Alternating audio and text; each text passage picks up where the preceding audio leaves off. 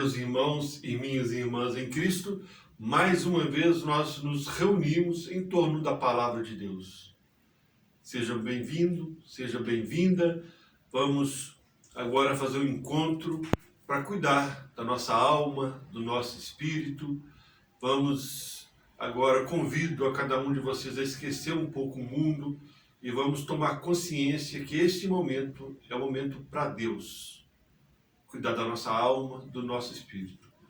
Então, respiremos fundo, peçamos agora o Espírito Santo para nos iluminar, para nos conduzir.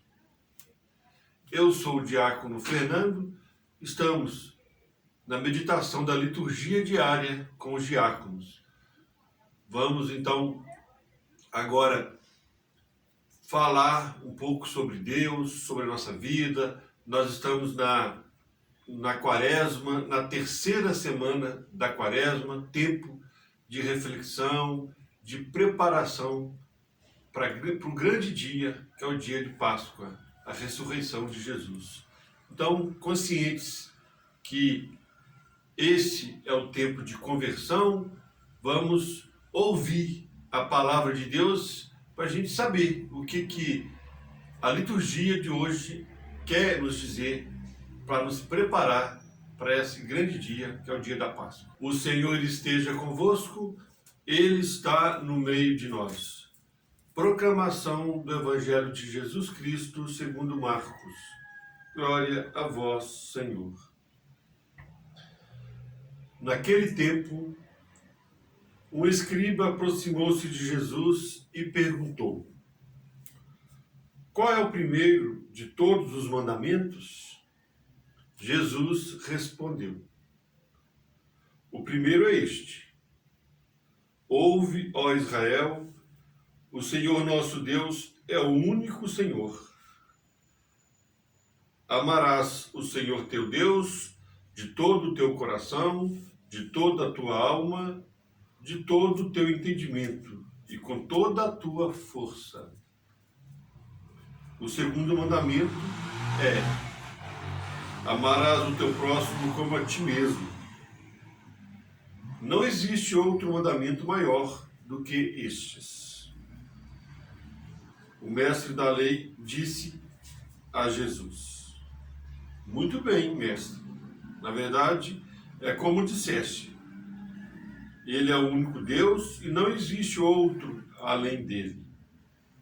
Amá-lo de todo o coração, de toda a mente e com toda a força, e amar o próximo como a si mesmo, é melhor do que todos os holocaustos e sacrifícios. Jesus viu que ele tinha respondido com inteligência e disse: tu não estás longe do reino de Deus. E ninguém mais tinha coragem de fazer perguntas a Jesus. Palavra da salvação. Glória a vós, Senhor. Bom, meus irmãos, vamos então fazer uma pequena reflexão sobre esse evangelho de hoje. Lembremos que estamos na terceira semana da quaresma, nesse tempo que nos provoca, né, e é um tempo propício para a gente refletir sobre a nossa vida, sobre a nossa prática da palavra de Deus.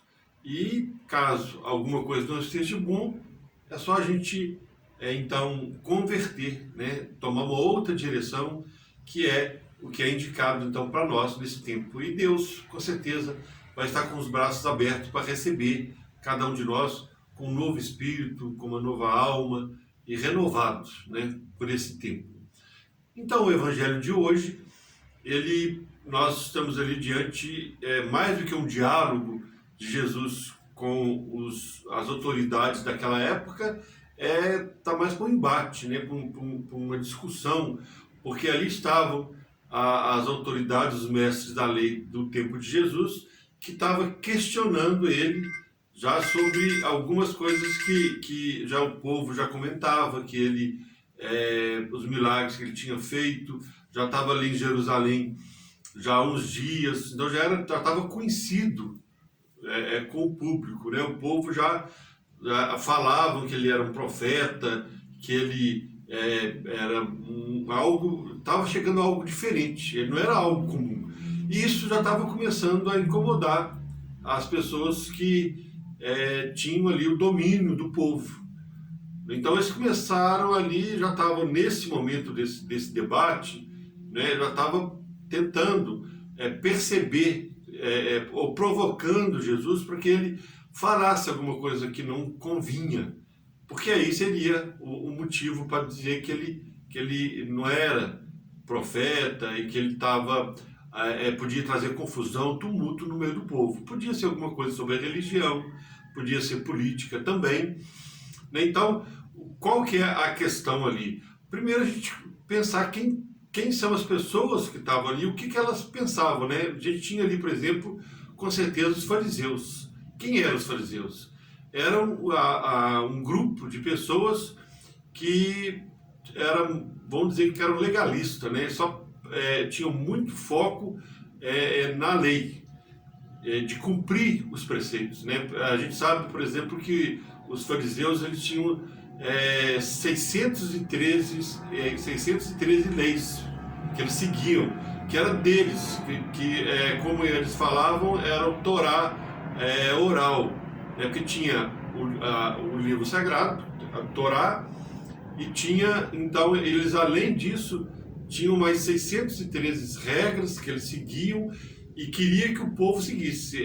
Dizem que era dividido, né? 365 preceitos positivos e 248 preceitos negativos, os que eles deviam fazer e o que eles não deviam fazer. Então, muito engessado dentro das normas, das leis. Tinha os saduceus, com certeza, ali, que eram também o grupo de pessoas que estavam mais ligados ao tempo, né? A maioria dos sacerdotes eram saduceus e eles eram mais ligados às autoridades, né? E os fariseus mais ao povo. E tinha também o escriba, que é quem fez essa pergunta para Jesus, que o escriba era o grupo de pessoas que escrevia as leis, né? Naquele tempo, logicamente, não tinha computador, né? Era tudo muito mais complicado, então tudo tinha que ser escrito, né? E eles, então, redigiam as leis, as normas, então, ou seja, eles sabiam de cor todas as leis que eles tinham que seguir. Embora que também, vamos dizer assim, era um pouco de decoreba, sabiam de cor, mas será que compreenderam profundamente, né? Será que eles de fato seguiam as leis ou estavam só mesmo com elas decoradas? Então, esse era o contexto. E ali, então, esse escriba, como já tinha ouvido que Jesus era grande conhecedor das leis, quis perguntar para ele, então, para ele sentir. E aqui tudo indica que esse escriba não estava realmente com maldade, não. Né? Ele estava mesmo curioso para saber se ele dominava, de fato, né? Conhecia as leis. E fez a pergunta e Jesus respondeu muito bem, porque havia entre eles, entre os saduceus, os fariseus, os escribas, os mestres da lei, um debate e o que seria essencial. Né? Os fariseus nem queriam discutir sobre isso. Achavam que tinha que ser seguido tudo mesmo, cada lei, não tinha nada que resumir, não. Os saduceus já tinham uma tendência para poder perceber alguma coisa mais resumidamente, porque os fariseus, por exemplo, queria que o povo cumprisse esses 613 preceitos. Mas difícil, porque eles não tinham eles nem conheciam eles. Como é que ia seguir? Dizem que os fariseus mais firmes, né, mais convictos, tinham até decorados, mas eu não sei, né? Eu acho até difícil você decorar esse tanto de preceito. Mas enfim, então Jesus responde, esse escriba responde muito bem, e olha a percepção, olha a inteligência de Jesus. Eles ficaram calados. Agora, por que eles não perguntaram mais? Acho que tem dois motivos que eu percebi. O primeiro motivo é que ele respondeu num ponto em que todos eles concordavam. Realmente não tinha como ninguém deles ali, nenhum desses grupos de pessoas, negar que a gente deve amar Deus sobre todas as coisas e o próximo como a ti mesmo. Então ficou muito bem respondido. Eles ficaram sem como questionar isso. Agora, podiam até questionar, né? Que eles tinham conhecimento, eles tinham. Mas sabe qual é a grande questão? O segundo motivo é porque será que eles faziam isso? Porque se eles dissessem para Jesus, eu concordo, é isso mesmo, se os fariseus, por exemplo, dissessem isso, aí Jesus logo ia dizer, por que vocês, então, se em 2 mandamentos estão resumidos todas as leis, por que vocês estão tão engessados em tantos preceitos, tantas leis? Não é? E aí eu ficar difícil. Os saduceus, o que eles iam falar também? Porque isso é questionado, vocês praticam? Na verdade, se for perguntado para nós hoje, nós praticamos isso, né, com essa força, nessa essência.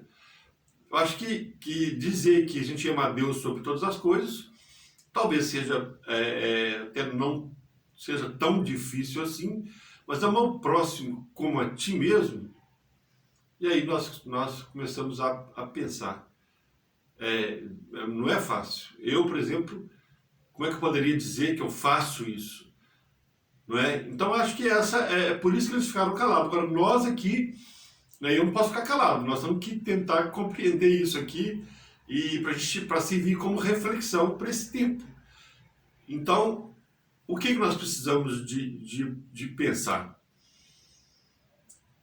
Se eu pratico isso no meu dia a dia, é ótimo, né? Mas eu acho que vai ser muito difícil. Então, o que nós precisamos nesse momento é ter a consciência disso. Eu acho que quando nós temos a consciência de um fato, de uma coisa que nós precisamos de fazer, é o primeiro passo. Porque há pessoas que nem concordam. Né? Aquelas pessoas do tempo de Jesus concordaram. E nós concordamos? Então, o primeiro ponto é concordar. Tendo concordado, né, deu o primeiro passo, nós vamos, então, no nosso dia a dia, às vezes errando, melhorando, e nós vamos nos aperfeiçoando. Então, acho que cabe a nós, hoje, nesse tempo de Quaresma, de março de 2021, conscientizar disso, que nós precisamos amar o nosso irmão, o nosso próximo, como a nós mesmos. E, de fato, como Jesus disse que resume todas as leis, amar a Deus sobre todas as coisas e o próximo como a si mesmo, de fato, se a gente for pensar bem, se nós praticamos esses 2 mandamentos, logicamente nós não vamos matar, nós não vamos roubar, nós vamos levantar falso testemunho, nós não vamos desejar a mulher do próximo, né? Nós não vamos pensar que somos melhores do que ninguém, e aí a gente percebe que é por aí. Este é o caminho. Temos dificuldade? Sim. Mas o tempo é para isso, para a gente tomar consciência de que nós devemos ser, de como nós devemos agir no nosso dia a dia, nos propormos a agir, e aí sim, nós vamos caminhando e aos poucos vamos melhorando. Então, que essa reflexão vale, então, para todos nós, para que a gente consiga melhorar nos nossos relacionamentos, né? E consigamos, então, saber e praticar, pelo menos um pouco, de que nós devemos amar o próximo como a nós mesmos. Que assim seja. Amém. Então vamos nos colocar diante de Deus agora e pedir para que Deus, na sua infinita misericórdia, olhe para nós, olhe para as nossas necessidades. E aí eu pergunto, meu irmão e minha irmã, qual é a sua necessidade?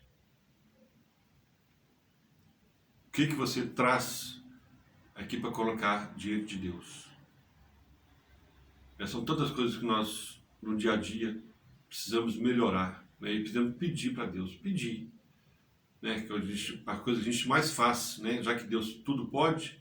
Então, não sei, talvez seja sua família, alguma coisa na sua família, talvez um emprego, uma saúde, né? Uma ação de graças, né? Agradecer a Deus pela sua família, pelos próximos seus, né? Que está festejando, mesmo estar com saúde, estar com paz, mas às vezes não, né? Está com alguma dificuldade. Então que Deus olhe por todas as nossas famílias. Lembremos dessa pandemia com tanta dificuldade, que Deus nos dê força para passar por esse tempo tão difícil, mas que nós, com a ajuda deles, nós sabemos que com a ajuda de Deus nós tudo podemos. Então vamos passar por tudo que nós precisamos passar e vamos dar conta, né? Que Deus nos dê essa luz, nos dê essa força. Vamos pedir para que Deus olhe pelos falecidos da nossa família, da nossa paróquia, da nossa arquidiocese, seja pela pandemia, ou seja por outro motivo, que Deus acolha a todos que faleceram, na sua luz, na sua eternidade, e que conforte o coração dos familiares. Enfim, nesse momento nós entregamos a Deus a nossa vida, para que Ele conduza, para que Ele nos oriente, para que a gente possa, nesse tempo de quaresma, ir fazendo uma reflexão e melhorando a nossa vida, nossas relações, o que nós estamos propondo para a nossa vida, propondo para o irmão, e aí a gente vai caminhando e crescendo a cada dia. Então que Deus olhe por nós e olhe pelas nossas necessidades, que assim seja. Vamos agora pedir a bênção de Deus, então, nós que somos criatura, vamos nos colocar diante de Deus, que é o grande Criador. Lembremos de Nossa Senhora, que é a nossa intercessora, São José e todos os santos, né, que nos são dados, colocados como exemplo, como modelo. Então vamos pedir a bênção de Deus. O Senhor esteja convosco, Ele está no meio de nós. Pela intercessão de Nossa Senhora de Lourdes, da nossa padroeira, de São José, desça sobre cada um de nós e sobre as nossas famílias as bênçãos de Deus Todo-Poderoso, Pai, Filho e Espírito Santo. Amém. Meu irmão e minha irmã, fique em paz, tenha uma feliz e santa quaresma. Que assim seja. Amém.